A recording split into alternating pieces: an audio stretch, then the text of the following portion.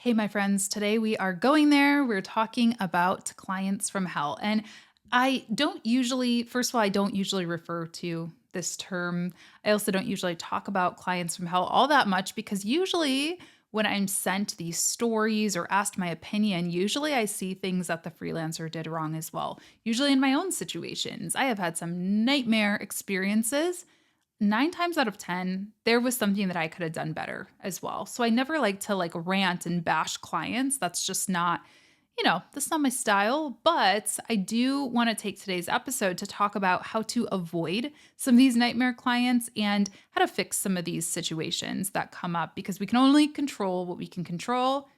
And we're going to talk about getting in control. Okay. The first thing that you can do to avoid clients from hell is stop showing up like an employee. I see this all the time. New freelancer is so excited to just get an opportunity. So much so that they end up abandoning all of their processes that they have built out, all of their wish lists, all of everything that they stand for.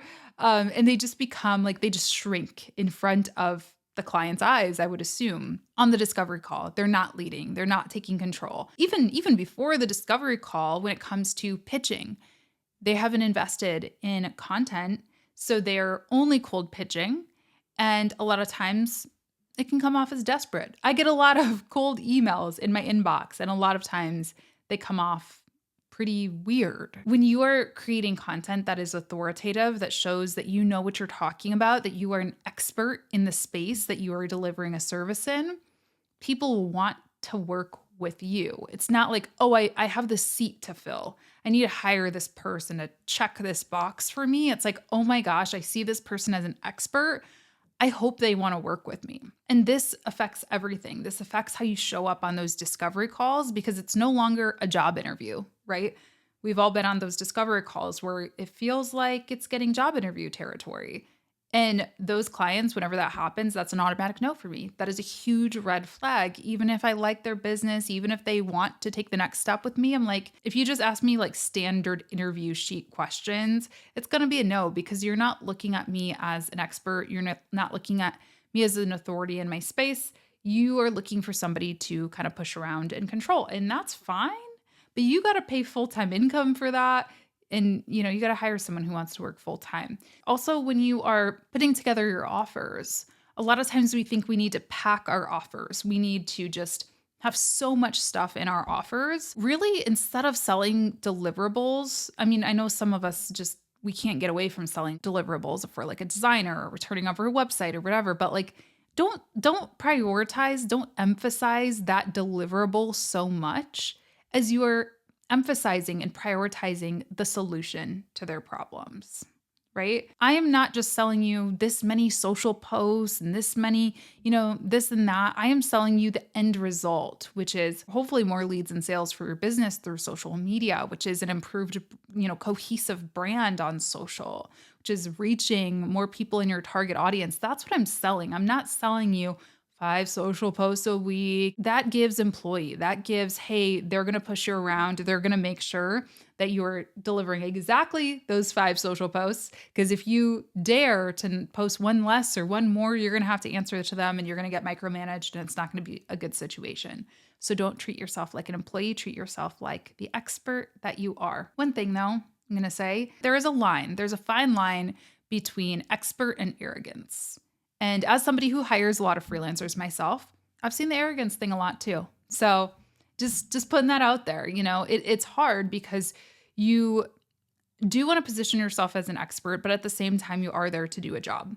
So just keep that in mind. Being an expert doesn't mean that you do not have to make your clients happy or do your best to make them happy, that you don't need to take it seriously, that you do not need to have any type of sense of urgency for their work and for their clients. This is something I've struggled with myself, but there is a way to do both. There is a happy medium. I promise it exists. So that whole discovery call interview thing is definitely a big red flag, but there are so many other red flags. And the second tip that I have in avoiding clients from hell is to not ignore those red flags. Every time, I'm not even joking, every time I have just second guessed a client, I'm like, ugh, was that a little weird? Was that a little pushy? Was that a little, every single time I've paid for it emotionally, spiritually, mentally, physically, financially. I've somehow paid, like it has somehow turned into a client from hell situation every time. I have sensed that little red flag. So pay attention to those feelings. I don't have the science for it, I don't know. But there's just a vibe, right? There's just a gut feeling. You got to pay attention to those things. They give us signs. That's what our gut feelings, that's what our intuition does, is it's there to kind of keep us safe and to warn us of potential danger. It's not to say that you cannot fix this, right? If a client does get on a discovery call and starts treating it like a job interview, or I've had experiences where I've had to tell clients to stop speaking to me that way, and that I expect professional demeanor while we're working together. Kind of wild that you have to tell, I don't know, grown adults to not swear at you and yell at you. But I've called it out and I've been able to remedy the situation long enough for us to get the project complete. Luckily, that client was not a client that I had like a long-term contract with. Because yeah, I can't deal with having to tell people not to swear at me. You can remedy it. The point though is that you have to call it out. If I were to just sit there and cower and, let myself become small because I was, didn't do something to this person's liking, and this should be a normal professional conversation, and I'm getting screamed at about it, I could have taken that route and just made myself small and just said, okay, no problem, I'll fix it. I'm so sorry. I'm so sorry. Oh my gosh. What would have happened? That cycle would just continue. It would probably have gotten worse. I would have probably gotten more inappropriate. I probably would have, had my contract broken and had to do more and more revisions on this project that I was working on, right? But by calling it out, you're stopping, you're halting it in its tracks, and you're saying to this client, this is not acceptable. We will not continue if you keep doing whatever it is that you're doing. So call it out and document these things too. If there are any type of, especially if there's any type of contract, breach of contract, if they didn't pay you, if they are asking you to do something that's outside of your contract, make sure to document that somewhere. Send an email to them, write it down for yourself with timestamps and all that stuff. Take screenshots, just because if there is any type of dispute, I'm not a lawyer, of course, but if there is any type of dispute, you will have something to back you up at the very least. Okay, another way to avoid clients from hell is to stop charging so low. This might sound weird, I don't know, but there's this old saying in the freelance community that, the $5,000 client is like, cool, approved, no problem, pays you immediately, lovely to work with. The $500 or the $50 client, right? They are the ones who are micromanaging, who are asking for more than your contract allows for. They're the clients from hell a lot of times. And I don't want to, like I said, I'm always very hesitant about saying anything negative about any clients on my podcast, because I never want a $50 client or a $500 client to be afraid to work with freelancers. And sometimes I do feel that rhetoric in the freelance community that is very us versus them. It can be very nasty. So I have had lovely, lovely low ticket clients, so many lovely ones. But I will say it kind of factors into point one, that if you are just dying for acceptance, you're like, I'm going to price so low that I'll basically work with anybody because I just need experience, I need work, whatever. That pool is wider, right? So there's a bigger chance, there's a bigger opportunity that you are going to end up with a client from hell, versus there's a smaller pool of people who can afford these higher ticket packages. And, I don't know the cool to nice person ratio on those high ticket I don't know. So it could even out, but in theory, there's a bigger pool of people, right? If you walk into a mall, there's a good chance that there's going to be more jerks in it than if you walk into a very small boutique, because there's just more people in the mall, right? And another thing that happens from charging too low is it breeds resentment in you, the service provider. And what I find, like I said, a lot of these client from hell situations are usually two-sided. And I find that usually, yeah, you're going to start dropping the ball. You're going to start forgetting things. You're going to stop giving those little surprise and delight moments that really make your service what it is, and that build those strong relationships with your clients. And that relationship is going to start to whittle down. They're going to start to be annoying. You're going to start to be like, oh my gosh, this person's so annoying. They're not even paying me. And it just like keeps keeps going back and forth at minimum, because I certainly have had nightmare clients who paid me a lot. At minimum, in those situations, I can say, let's just pay this mortgage for the next few months. Let's just shut up and stop complaining, Latasha, and just, it's a little easier for me to suck it up, grit my teeth, and just get the job done if it is actually significant amount of money. But when it's very low amount of money, it's too easy to just be a jerk back. And like I said, it just goes back and forth and nobody's happy and it's not good for anyone. So make sure to charge what you're worth, charge what is fair for your position. Also, you know what? I'm going off on this one. I am. Another thing that happens when you charge too low is that it hurts the industry as a whole. So if you're a graphic designer and you're charging, $50 for a logo, if you're a social media manager, you're charging $100 a month for social, whatever, it hurts the industry as a whole. And what that means is that now these clients, these prospective clients, they expect that everybody is going to work for that rate. And then when they get in discovery calls with other freelancers who are charging market rate or even a little higher, they might be very negative, very hostile towards them. They might, just not be prepared. They might be doing the whole race to the bottom game and reaching out to everybody that they can until they finally find someone that is willing to work for that low of rate. So charging a fair rate is not just a service to yourself, but it's a service to the rest of the community, and it helps us all win also. All right, the next two really have to do with communication. I mean, first is not onboarding properly. Onboarding is your chance to make this work. Truly. It's your opportunity to make this go right. And it is not just for your client, it's also for you to make sure that you get what you need from them, but also that they know the expectations and, the kind of workflow, how things are going to go with you. What I find is that a lot of times clients don't know that they're being much. For me, I am very kind of low tech, I guess. I didn't really realize I was because I'm surrounded by cameras and stuff. But I hate being on my phone. I don't even text my friends. I text one of my friends, and only when he texts me first. I'm a bad friend in that way. I hate being on my phone. I didn't realize that some people, that is their primary method of communication. A lot of people hate email.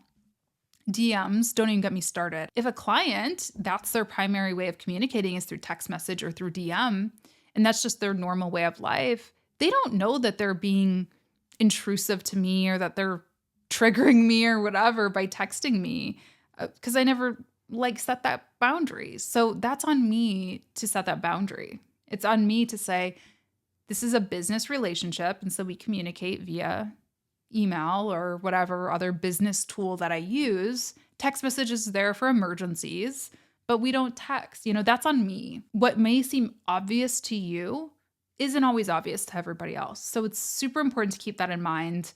I know it might sound a little silly because I'm who texts my personal phone at 9 p.m.? But we can't apply our own standards to other people. Response times is another important thing to talk about.